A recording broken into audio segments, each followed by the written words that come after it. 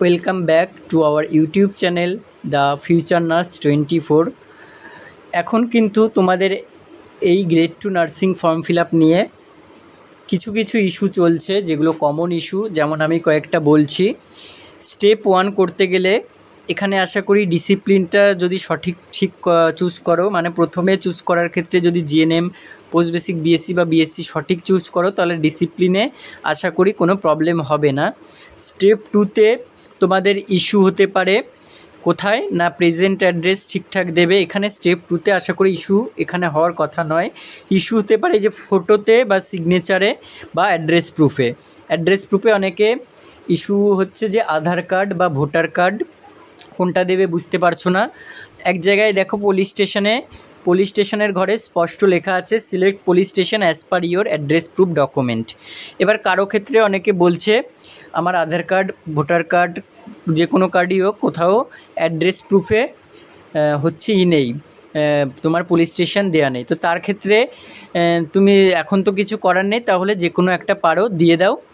এরপরে এখানে ইস্যু এই ফটো আপলোড আর সিগনেচার আপলোডে এখানে কিন্তু শুধুমাত্র এই দুটোতে জেপিজি ফরম্যাট করবে, বা জেপিইজি পিএনজি, বাকি পিডিএফ করতে হবে না।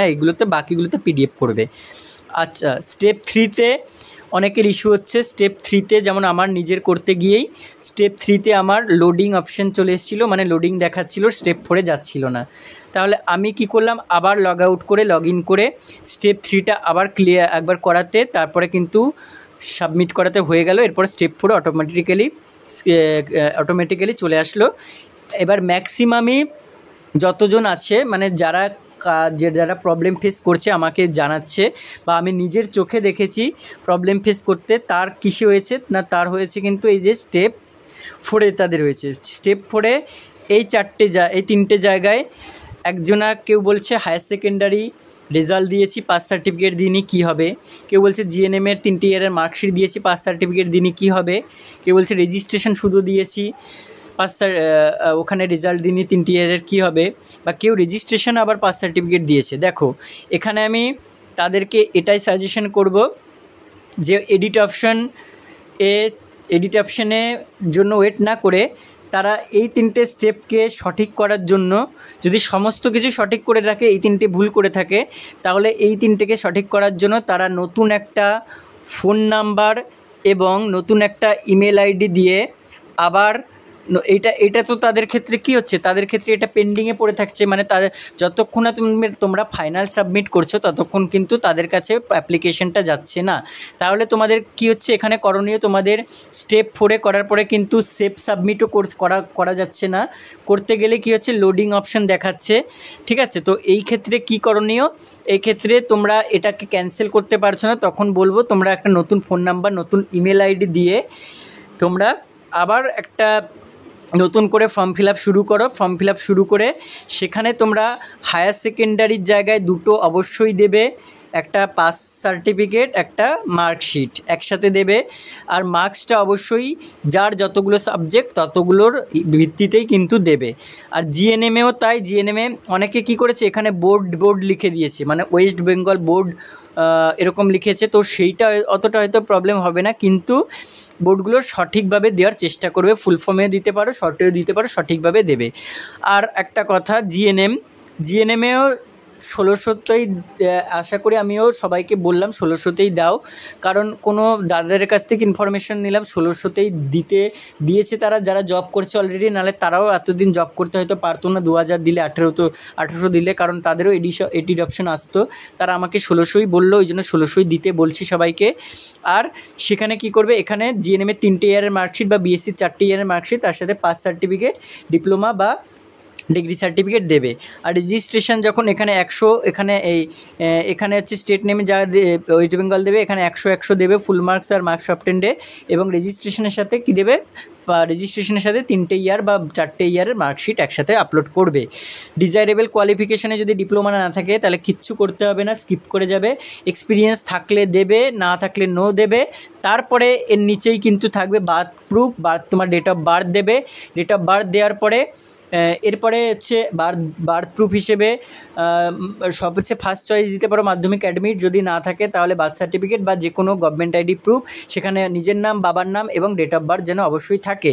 এটা দিয়ে সেফ সাবমিট করবে। এবার সেফ সাবমিট করতে গেলে 4 নাম্বার স্টেপেই ম্যাক্সিমামই 4 নাম্বার স্টেপে কিন্তু সবার কী হচ্ছে, প্রবলেম হচ্ছে। তো এই 4 নাম্বার স্টেপটা সলভ করার একমাত্র উপায় হচ্ছে কি, ধরো আমি নিজের চোখে ফেস করেছি, একটা বেশিরভাগ এটা মেয়েদের হচ্ছে, আমি বলেও দিচ্ছি এটা ছেলেদের কিন্তু হচ্ছে না। সার্ভার ডাউন থাকলে হয়তো ছেলেদেরও সার্ভার ডাউন থাকতো, কিন্তু ছেলেদের আশা করি কারোর এখনও পর্যন্ত সেটা হ্যাঙ্গিং নেই, ঠিক আছে, মানে সেটা তা অনেকেরই পুরোপুরি কমপ্লিট হয়ে গেছে, কমপ্লিট হয়ে প্রিন্ট আউটও বেরিয়ে গেছে। তাহলে এটা সলভের একটা উপায় হতে পারে, তোমরা যেহেতু সেফ সাবমিট করছো, মানে বারে বারে লগ ইন করছো, লগ আউট করছো, লগ ইন করছো, সো লগ ইন করলে এই স্টেপ 4টা কিন্তু পুরোপুরি নতুন করে আবার করতে হচ্ছে যখন বিরক্ত বোধ করছো। আর এটা যতক্ষণ না স্টেপ 4 হবে, স্টেপ 4 হয়ে গেলে সাবমিট করলে কি হবে বলো তো, একটা এরপরে পেজ আসবে, সেখানে তোমার পুরো ফর্মটা স্টেপ 1 থেকে স্টেপ 4 পর্যন্ত পুরো ফর্মটা চলে আসবে, সেটা তোমাকে রিভিউ করতে দেবে, ঠিক আছে, বা ওইটা ভালো করে দেখে নেবে। ওখানেও কিন্তু এডিট অপশন থাকবে, তুমি চেঞ্জ করতে পারবে যতক্ষণ না ফাইনাল সাবমিট করছো। এরপরে ওখানে তুমি যদি কিছু এডিট করতে না চাও, তারপরে ফাইনাল সাবমিট করবে। ফাইনাল সাবমিট কিন্তু করে দিলে তুমি মানে ওইটাই হয়তো ভেবে নাও যে ধরে নাও লক করে দিলে তুমি ফাইনাল সাবমিট করার পরে যদি এসসি, এসটি, ইডাব্লিউএস বা পিডাব্লিউডি ক্যাটাগরি না হও তাহলে পেমেন্ট করতে হবে। যদি সেগুলো থেকে বিলং করো তাহলে পেমেন্ট করতে হবে না, পেমেন্ট ইজ ডান লেখা থাকবে। তারপরে তোমার একটা স্ট্যাটাস থাকবে ক্যান্সেল অ্যাপ্লিকেশন বলে আসবে। যদি তুমি ক্যান্সেল করতে চাও তখন ক্যান্সেল করতে পারবে, কিন্তু স্টেপ 4টা যতক্ষণ না সাবমিট না হচ্ছে ক্যান্সেল করতে পারবে না। তাহলে কি উপায়? তাহলে একটা উপায় আমি বলতে পারি, এটা আমার মতামত, এটা কিন্তু মানে এটাই কিন্তু আমি কোথাও দিয়ে ইনফরমেশন পেয়েছি, এটা নয়, আমার মতামত। তোমরা এটা যতক্ষণ না সাবমিট করছো ততক্ষণ কিন্তু অ্যাপ্লিকেশনটা গ্র্যান্ট হচ্ছে না, তাহলে ক্যান্সেলেশনও করা যাচ্ছে না। তখন তুমি কি করতে পারো, তখন আর একটা নতুন করে ইমেল আইডি, একটা নতুন ফোন নাম্বার দিয়ে নতুন করে আবার অ্যাপ্লিকেশন শুরু করতে পারো, কারণ এটা কিন্তু তোমার অ্যাপ্লিকেশানে অ্যাড হয়নি, ওই জন্য নতুন করে শুরু করে দেখতে পারো যে হচ্ছে কি না। তো ওইটাতে হয়ে গেলে এটা যদি আপনি এটা হয়তো তাদের কাছে যাবে না, তো তখন তুমি কি করতে পারো, ক্যান্সেলেশন, এটা যদি পরে দেখা গেল লোডিং নিতে নিতে হয়েও যায়, পরে এটা ক্যান্সেলেশন করে দিতে পারবে। আশা করি এটা একটা তোমাদের উপায় বলে দিলাম, দেখো এবার কী করবে। আর যাদের হয়ে গেছে তারা তাদের অনেক শুভেচ্ছা, তারা হয়তো ভুলভাল করনি, ভুল কিছু না করলেও পরে এডিট অপশন যদি আসে সেটার জন্য ওয়েট করতে পারো, কিন্তু ভুল কিছু করবে না। আর তার সাথে বলে রাখি, এরপরে ইন্টারভিউর প্রিপারেশন নাও।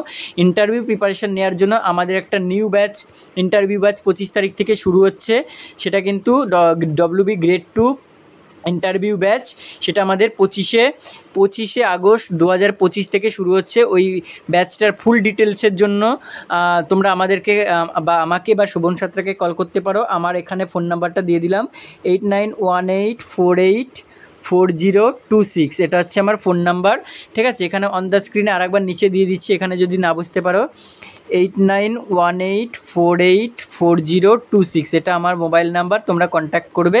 এবং যদি ব্যাচ নিতে চাও খুব শীঘ্রই নিয়ে নাও, অনেক এনরোলমেন্ট করে নিয়েছে, আর এভাবে ফর্ম ফিল আপটা করে দেখো।